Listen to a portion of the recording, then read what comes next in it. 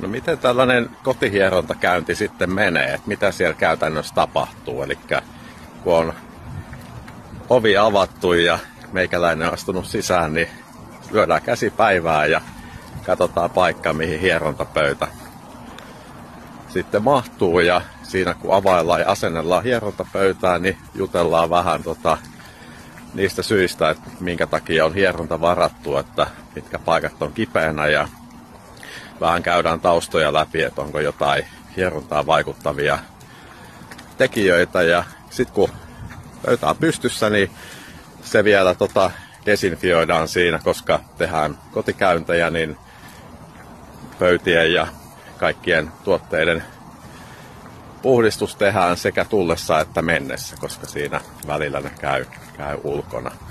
Sitten mä käyn pesemässä kädet ja desinfioin kädet, ja kotihieronnoissa on semmoinen poikkeus, mikä on hyvä ottaa huomioon, koska monilla tää vaikuttaa, niin matkahierontapöydässä ei ole tätä korkeussäätöä, että sitten monesti niin auta myöskin asiakkaan hierontapöydälle.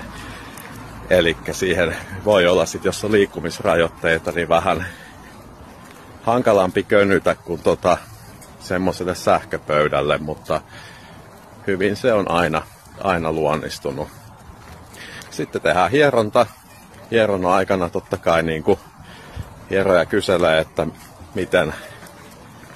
miten menee, että hierotaanko eri tavalla, kovempaa, hiljempaa, ja sillä tavalla asiakas saa sitten haluamansa laisen hieronnan. Ja hieronnan jälkeen vastaavasti niin ensin puhdistellaan kaikki kamat ja pakataan ne matkavalmiuteen ja käydään vielä omatkin kädet siinä pesemässä. Ja myöskin kaikki hieron aikana syntyneet roskat, siinä tulee vähän tämmöistä paperia ja muuta, niin ne lähtee kanssa mun mukaan. Eli jäljelle jää ainoastaan se rentoutunut olo, mistä voi sitten nautiskella loppuillan omassa kodissa.